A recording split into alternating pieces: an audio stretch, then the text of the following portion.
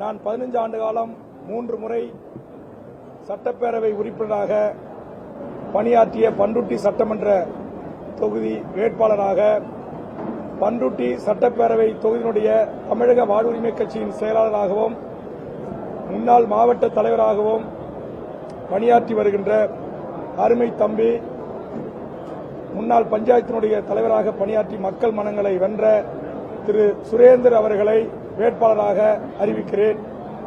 அதேபோன்று தமிழக மண்ணுரிமை மக்கள் கட்சியினுடைய தலைவர் ஷஹினா பானு அவர்கள் கடையநல்லூர் தொகுதியினுடைய வேட்பாளராக அறிவிப்பு செய்கிறேன். இந்த 2 அறிவிப்பும் இதுவரையில் இடம்பெறவில்லை. ஆதலால் சேலத்திலிருந்து என்னுடைய தொகுதிக்கும் எங்களோடு கூட்டணியாக சேர்ந்த தாரிக் அவருடைய வாழ்க்கை இணையர் கள செயல்பாட்டாளர் ஒரு இஸ்லாமிய பெண்மணியை கடையநல்லூரில் அறிவிப்பதிலே தமிழக வாழ்வுரிமை கட்சி பெருமை கொள்கிறது.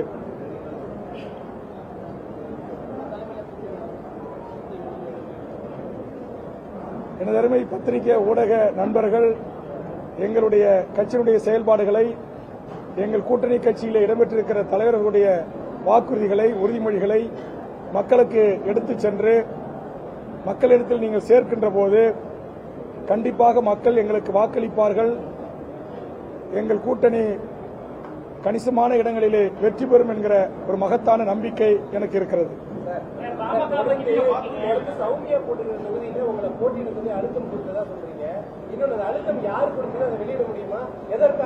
அதை நீங்க மாண்புமிகு உறுப்பினர் அருள் அவர்கிட்ட கேளுங்க. அடுத்தது அவர் கூட இருந்தார் சாட்சியா.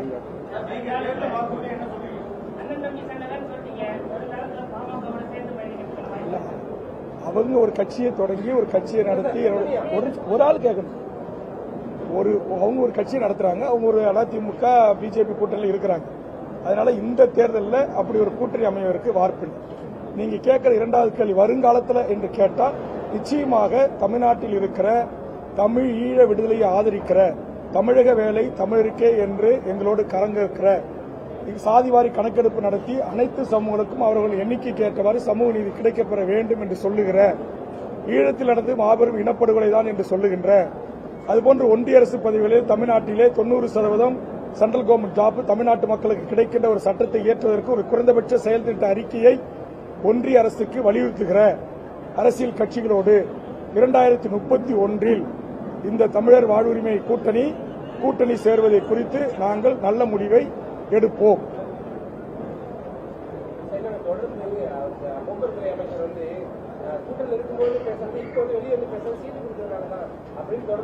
அவர் மனசாட்சிக்கே தெரியும். தமிழ்நாடுன்ற பெயரை ஏன் தூக்குனீங்கன்னு நேருக்கு நேரம் அவரை கேட்டேன். சட்டமன்றத்தில் அவருக்கு எனக்கும் வாதம் நடந்திருக்கு, செய்தி வந்திருக்கு. அந்த காழ்ப்புணர்ச்சி அவருக்கு இருக்கு. அதனால அவரை விட்டு திமுக பதில் சொல்ல சொல்லுகிறது.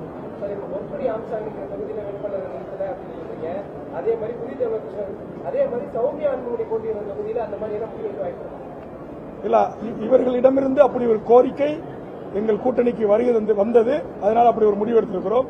ஒருவேளை திருமதி சௌமியா அன்பன்மணியிடமிருந்து அப்படி ஒரு கோரிக்கை வந்தால் ஏற்கனவே நாங்கள் தருமபுரியில் எங்கள் வழக்கறிஞர் எங்கள் கட்சியுடைய முன்னணி தலைவர்களில் ஒருவராக இருந்த அக்கா ஜெயலட்சுமி பாலனுடைய அன்பு மகன் பிரசாந்த் வழக்கறிஞர் அவர்களை நாங்கள் வேட்பாளராக அறிவித்து அவர் பணி செய்து கொண்டிருக்கிறார். அதனால இந்த நிமிடம் வரையிலிருந்து திருமதி சௌமியா அன்புமணியிடமிருந்து எங்களுக்கு அப்படி ஒரு கோரிக்கை வரல. வந்தால் நிச்சயமாக நாங்கள் தமிழ்குடிக்குள் எந்த மோதலும் சண்டைகளும் வரக்கூடாது என்பதற்காக நாங்கள் பரிசீலனை செய்வோம்.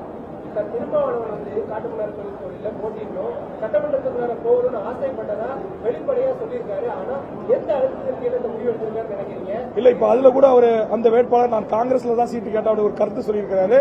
அதனால காட்டுமன்னார்கோடியில் விடுதலை சிறுத்தைகளுடைய தலைவர் எங்கள் தமிழர் வாழ்வுரிமை கூட்டணியுடைய மிக முக்கியமான தலைவர் அவர் காட்டுமன்னார்குடி தொகுதியில் அவர் போட்டியிட்டால் நிச்சயம் தமிழக வாழ்வுரிமை கட்சி காட்டுமன்னார்குடி தொகுதியில் வேட்பாளரை நிறுத்தாது, அவரை ஆதரிக்கும். இல்ல, அதுல இப்ப திரும்பியும் ஒரு இறுதி அறிவிப்பு இன்னும் வரலன்னு நினைக்கிறேன். அவர் போட்டியிட்டார்னா கண்டிப்பா நாங்க அவருக்கு ஆதரவு அளிப்போம் சொல்லிட்டார். அவர் போட்டியிடுற ஒரு தொகுதியில.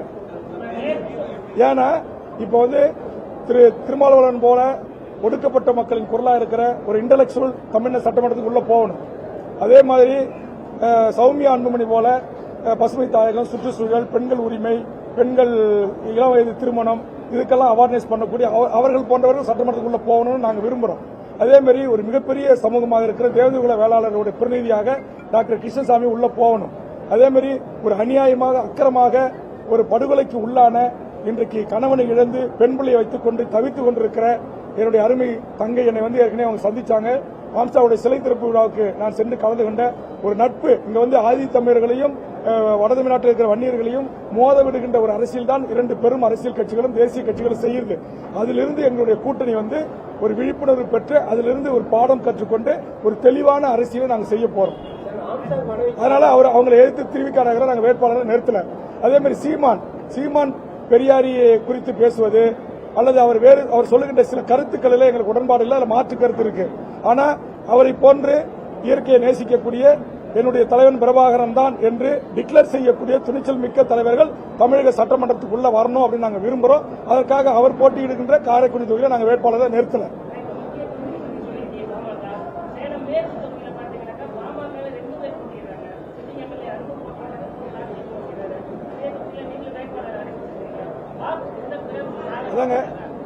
அதாவது மருத்துவர் ஐயாவோ நாளைக்கு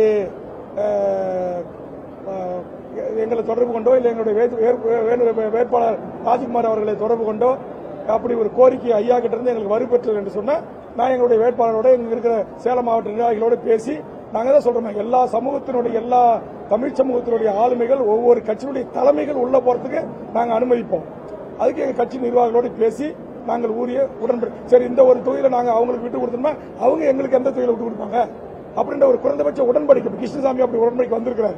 அப்படி வருகின்ற பட்சத்தில் மருத்துவர் ஐயா அப்படி ஒரு கோரிக்கையை அவரோ ஒரு கட்சி தலைவர் நான் மதிக்கின்ற எங்கள் அக்கா காந்தி அவர்களை வைத்தார்கள் என்று சொன்னால் இப்படி சௌமியாவுக்கு எப்படி நான் பரிசீலிப்போம்னு சொல்றோம் அதே மாதிரி அதையும் நாங்கள் பரிசீலிப்போம். எங்களுக்கு பழசை எல்லாம் மறந்துட்டு ஒரு புதிய அரசியல் இந்த மண்ணில் உருவாகணும் என்பதுதான் என்னுடைய விருப்பம். எம்மானாலும் நாங்கள் அண்ணன் தம்பி சண்டை, பங்காளி சண்டை, பறையர் வன்னியர் சண்டை, தேவேந்திரர் சண்டை, ஆதி தமிழர் கொங்கு கவுண்டர் சண்டை, இப்படி நாங்கள் சண்டை போட்டே கிடக்கிறது. அப்ப நாங்க சண்டை போட்டுட்டு பிரிஞ்சு கிடக்கிறதால இங்க ஒரு குறிப்பிட்ட எண்ணிக்கையில் அதிகாரத்தில் இருக்க வேண்டியவர்கள் பெரும் எண்ணிக்கையில் அதிகாரத்தில் இருக்கிறாங்க. பெரும் எண்ணிக்கையில் அதிகாரத்தில் இருக்க வேண்டியவங்க விரல் விட்டு எண்ணக்கூடிய இடத்துல அதிகாரத்தில் இருக்கிறாங்க. ஆக இந்த நிலை மாறணும் அப்படிங்கறதால நாங்க இந்த தமிழ் சமூகங்கள் எல்லாம் ஒன்று கூடி இந்த ஒரு கூட்டணியை நாங்கள் உருவாக்கி இருக்கிறோம். திடீர்னு வரல. நான் என்னைக்கு பாட்டாளி மக்கள் கட்சி வெளியேற்றப்பட்டனோ அன்றையிலிருந்து இந்த எண்ணத்தை உருவாக்கி தான் சேலத்தில் நீங்களே பல தலைப்புச் செய்தியெல்லாம் வெளியிட்டு கொடுத்திருக்கீங்க. தமிழர் வாழ்வுரிமை கூட்டமைப்பு 150 தலைவர்களை உள்ளடக்கி நாங்கள் இந்த கூட்டணியை வழிநடத்துறோம். இது புதுசு இல்லை. சீமான் வந்திருக்கிறாரு, கிருஷ்ணசாமி வந்திருக்கிறாரு, ஜான் பாண்டியன் வந்திருக்காரு, ஜெகன்மூர்த்தி வந்திருக்காரு, திருமா வந்திருக்கிறாரு, கம்யூனிஸ்ட் வந்திருக்கிறது, எல்லா தலைவர்களும் வந்திருக்கிறாங்க. வராத தலைவர்கள் பாரதிய ஜனதாவும் காங்கிரசும் தான். மீது எல்லா தலைவர்களும் எங்களுடைய அழைப்பை ஏற்று அந்த கூட்டமைப்புடைய போராட்டத்தில் பங்கெடுத்திருக்கிறாங்க.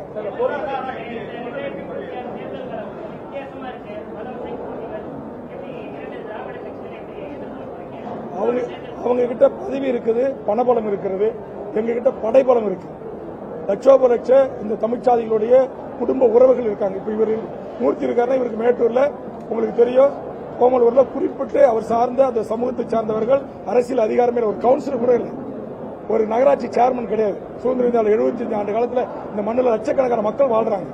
இப்ப அந்த மக்களுக்கு பிறகு இந்த குறிஞ்சி கட்சி இருக்கு, அவங்களுக்கு என்ன பிரதி இருக்கு, அடர்த்தியா பல மாநிலங்களில் வாழ்றாங்க. வேட்டுவ கவுண்டர்கள், அதுமாரி பல சமூகங்கள், நரிக்குறவர் சமூகம் நாங்கள் பிறகு இடம் கொடுத்திருக்கிறோம். அப்ப அந்த எந்த மக்களாக இருந்தாலும் அவருடைய எண்ணிக்கைக்கு ஏற்றவாறு எம்எல்ஏ இருக்கணும், எம்பி இருக்கணும், அரசு பதவிகளை ஒரு இடம் தாசில்தாரா இருக்கணும், கலெக்டரா இருக்கணும், எஸ்பியா இருக்கணும், உயர் பதவிகள் அடையணும். அதற்கு ஒரு சமூக நீதி கூட்டமைப்பை தான் நான் உருவாக்கி இருக்கிறேன். இது சாதி கூட்டணி அல்ல, இது சமூக நீதி கூட்டணி, ஒரு சம வாய்ப்பு வழங்கக்கூடிய ஒரு கூட்டணி. பிரச்சாரம் அவங்க பிஜேபி தலைமையிலான கூட்டணியில் இடம்பெற்றிருக்கிறாங்க. அதனால அவருடைய மேடையை பகிர்ந்து கொள்ள மாட்டோம், அவர்களுக்கு நாங்கள் வாக்கு கேட்க மாட்டோம், அவர் நிற்கிற இடத்துல வேட்பாளர்களை நிறுத்த மாட்டோம். எங்களுடைய வாக்குகள் அவர் வெற்றி பெறுவதற்கு வாக்களிப்பாங்க, அவ்வளவுதான். தேர்தல் அறிக்கை கட்சியினுடைய தலைமை அலுவலகத்தை தயாராகி கொண்டிருக்கிறது. 40 கட்சிக்கு மேல 60க்கு மேற்பட்ட அமைப்புகள் எல்லாரும் பல பக்கங்களில் கொடுத்திருக்காங்க. அதையெல்லாம் தொகுத்து கோரிக்கையாக நாங்கள் தேர்தல் அறிக்கையாக கோர்த்து உங்களை போன்ற பத்திரிகையாளர்கள் மாநாட்டில் சென்னையில் விரைவில் நாங்கள் வெளியிட இருக்கிறோம். ஆரம்ப கல்வி முதல் ஆராய்ச்சி கல்வி வரை தரமான கட்டாயமான கல்வியை நாங்கள் கட்டணம் என்று இலவசமாக தருவோம். அதே மாதிரி அப்போலோ மருத்துவமனை அல்லது மலர் மருத்துவமனை, காவேரி மருத்துவமனை, ராமச்சந்திரா மருத்துவமனை போன்ற தரம் வாய்ந்த மருத்துவமனைகள் கொடுக்கிற கோடிக்கணக்கான லட்சக்கணக்கான கட்டணங்களை பெற்றுக்கொண்டு தருவது போல் நாங்கள் கட்டணம் இல்லாத மருத்துவ வசதியை தமிழ்நாட்டில் வாழ்கின்ற அனைத்து மக்களுக்கும் கிடைப்பதை உறுதி செய்வோம். காவல்துறையை சுயாதீனமாக இயங்குவதற்கு அனுமதித்து கற்பழிப்பு, அதுவும் இளம் பிஞ்சுகள், 80 வயசு பாட்டி போன்ற கொடும் குற்றங்களை செய்பவர்களுக்கு 1 மாத காலத்திற்குள், உங்களுக்கு தெரியும், சென்னையில் ஒரு அதிமுக பிரமுகர் கொலை வழக்கில் அசோகம் என்கிற ஒரு விரைவு நீதிமன்றத்துடைய நீதிபதி 30 நாள்ல அந்த குற்றவாளிகளுக்கு ஆயுள் தண்டனை, தூக்கு தண்டனை வழங்கினார். அதுபோன்று 30 நாள்களில் அந்த கொடிய குற்றவர்களுக்கு மரண தண்டனை விதிக்கக்கூடிய வகையிலே இந்த கூட்டணி ஆட்சிக்கு வந்தால் அதற்குரிய நடவடிக்கையை நாங்கள் மேற்கொள்வோம். தண்ணீரை காசு கொடுத்து வாங்குற விற்பனை பண்டமாக இருப்பதை தடை செய்வோம். அதுபோன்று ஆற்று மணல் மலைகளை வெடிவைத்து தகர்ப்பது, வெளி மாநிலங்களுக்கு கடத்துவதை தடை செய்வோம். பொதுமக்கள் யார் வேண்டுமானாலும் தங்கள் வீடு கட்டுவதற்கு மணலை எடுத்துக் கொள்ளலாம். அரசு நிர்ணயிக்கிற குறைந்தபட்ச தொகையை அரசுக்கு செலுத்தணும். அந்த பணத்தை அரசு கல்விக்கும் மருத்துவத்திற்கும் செலவிட வேண்டும். தமிழ்நாட்டினுடைய அரசு பதவிகள் 100% இந்த மண்ணில் வாழ்கின்ற தாய்மொழி தமிழாக கொண்ட தமிழர்களுக்கும், மொழி வழி சிறுபான்மையாக இருக்கிற, நான் ஏற்கனவே சொன்ன மாதிரி தெலுங்கு பேசுறேன், கன்னடம் பேசுறேன், மலையாளம் பேசுறேன், ஏனைய சைனீஸ் பேசுற நம்முடைய ஜெயின்ஸ், மார்வாடி சேட்டுகள் 50 வருஷம் 100 வருஷமா வாழ்ந்தா கூட அவர்களுக்கும் வேலை உண்டு. 1956 மொழி வழி மாநிலங்கள் பிரிப்பதற்கு முன்பிருந்து இந்த நிலத்தில் வாழ்கின்ற அனைத்து உறவுகளுமே எங்கள் இரத்த உறவுகளாக நாங்கள் பார்க்கிறோம். அவர்களின் எண்ணிக்கைக்கு ஏற்றவாறு தமிழ்நாட்டின் அரசு வேலைகள் சமூக நீதியுடன், சமநீதியுடன் அவர்களுக்கு வழங்கப்படுவதை இந்த கூட்டணி உறுதி செய்யும். ஒன்றிய அரசு பதவிகளிலே 90% அந்தந்த மாநிலங்களுக்கு, பீகார் வேலையில் இருக்கிற ஒன்றிய சென்ட்ரல் கவர்மெண்ட் ஜாப் பீகாருக்கே கிடைக்கும். மத்திய பிரதேசத்தில் இருக்கிற வேலை மத்திய பிரதேசத்தில் இருக்கிற அந்த மக்களுக்கே கிடைக்கும். 10% தான் பிரிதொரு மாநில வேலைகள்ல அவங்க வேலை செய்யலாம். ஆனா இங்க தமிழ்நாட்டில் இருக்கிற வருமான வரித்துறை, ரயில்வே துறை, என்எல்சி, சேலம் ஸ்டீல் பிளான்ட் போன்ற ஒன்றிய அரசு பதவிகளில் சமீப காலமாக வடமாநிலத்தவர்கள் நம்முடைய வேலை வாய்ப்பை பறித்துக் கொள்கிறார்கள். அதற்கு எதிராக தமிழக சட்டமன்றத்தில் தீர்மானம் நிறைவேற்றி நாங்கள் ஆதரிக்கிற ஒன்றிய அரசுக்கு ஒரு அழுத்தத்தை கொடுத்து ஒன்றிய அளவிலே மாநிலங்களவையிலும் மக்களவையிலும் சட்ட திருத்தத்தை கொண்டு வருவதற்கு தமிழர் வாழ்வுரிமை கூட்டணி உரிய அழுத்தங்களை தரும். எதிர்வரும் காலத்தில் கூட்டணி உருவாகின்ற போது ஒரு குறைந்தபட்ச செயல் திட்ட அறிக்கையை நாங்கள் வலியுறுத்துவோம். இப்ப நான் திமுகவுக்கு அப்படி ஒரு 10 அம்ச கோரிக்கையை சாதிவாரி கணக்கெடுப்பு நடத்துங்க அப்படின்னு நான் சொன்னதுதான் அவங்களுக்கு பெரிய கோபமா அவங்க எடுத்துக்கிறாங்க. நீங்க யாரும் எங்களுக்கு உத்தரவு போடுறதுன்றாங்க, நீங்க யாரும் சிறப்பு முகாமில் மூட சொல்றதுன்றாங்க, நீங்க யாரும் ஈழத்தமிழர்களுக்கு பொது வாக்கெடுப்புக்கு தீர்மானம் நிறைவேற்ற சொல்றதுக்கு அப்படின்னு அவங்க கேட்கறாங்க. அதற்காகத்தான் நாங்கள் ஒரு குறைந்தபட்ச செயல் திட்ட அறிக்கையை உருவாக்கி அதை ஆட்சிக்கு வந்த உடனே நிறைவேற்றுவோம் என்று நாங்கள் தெரிவிப்போம். அல்லது நாங்கள் கூட்டணி வைக்கின்ற கட்சிகள் அதை நிறைவேற்றுவோம் என்று சொன்னால்தான் அவர்களோடு கூட்டணி அமைப்போம்.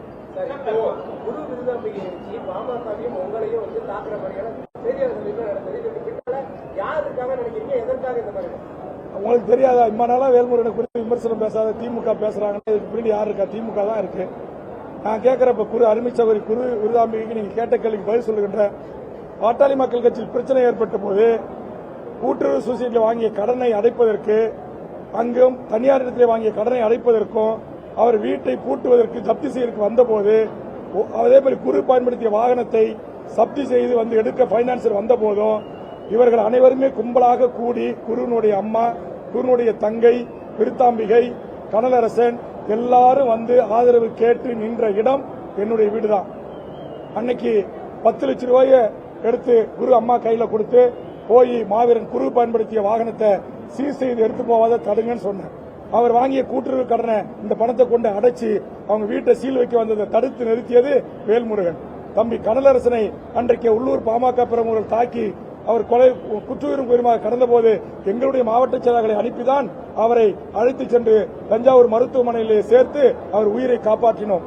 இந்த நன்றி உணர்வு கண்டிப்பாக என் தங்கை, என்னுடைய சக தோழனாக இருந்த மாவீரன் குருவினுடைய மகளுக்கு கண்டிப்பாக அந்த நன்றி உணர்வு இருக்கும் என்று நான் நம்புகிறேன்.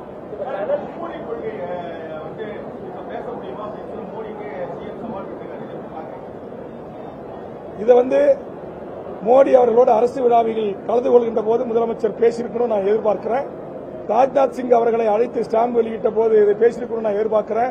அவருடைய தந்தை சிலை திறப்பு விழாவுக்கு வெங்கையா நாயுடு அவர்களை அழைத்த போது இதை பேசியிருக்கணும் என்று நான் எதிர்பார்க்கிறேன். எப்போதெல்லாம் பேச வேண்டுமோ அப்போதெல்லாம் பேசாமல் தேர்தல் நேரத்தில் மட்டும் பேசுவதில் எந்த பயனும் இல்லை.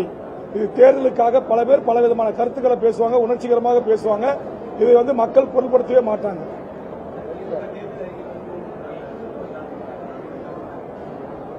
ஒவ்வொரு அரசியல் கட்சியினுடைய தேர்தல் அறிக்கைகளும் அவர்களுக்கு சூப்பர் ஸ்டாரான அறிக்கைகள் தான்.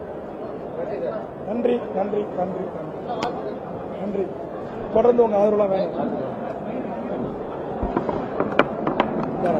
கேசல் எடுத்துக்கீங்க போலீஸ் கேசல்.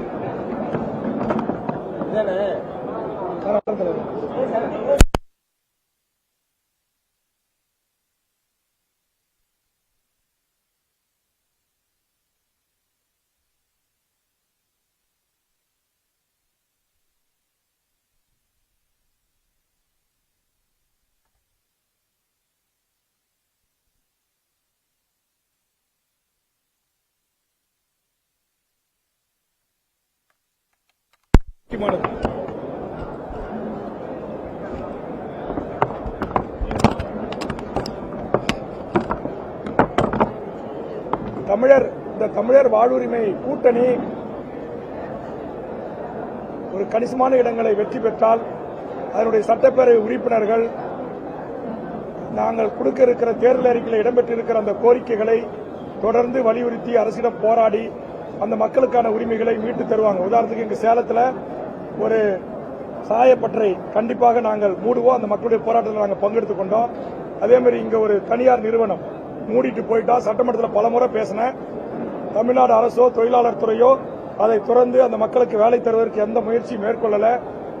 மீண்டும் நாங்கள் சட்டப்பேரவை உறுப்பினர்கள் உள்ளே செல்கின்ற போது நிச்சயம் நாங்கள் அவையை ஸ்தம்பிக்கின்ற வகையிலே நடவடிக்கைகளை மேற்கொள்வோம். அதே மாதிரி நீண்ட நாள் இஸ்லாமிய சிறைவாசிகளை உடனடியாக விடுதலை செய்வதற்கு எங்கள் கூட்டணியுடைய சட்டப்பேரவை உறுப்பினர்கள் தமிழக மக்கள் எங்களுக்கு வாக்களித்து வெற்றி பெற்று சென்றால் அதற்குரிய அழுத்தங்களை தருவோம்.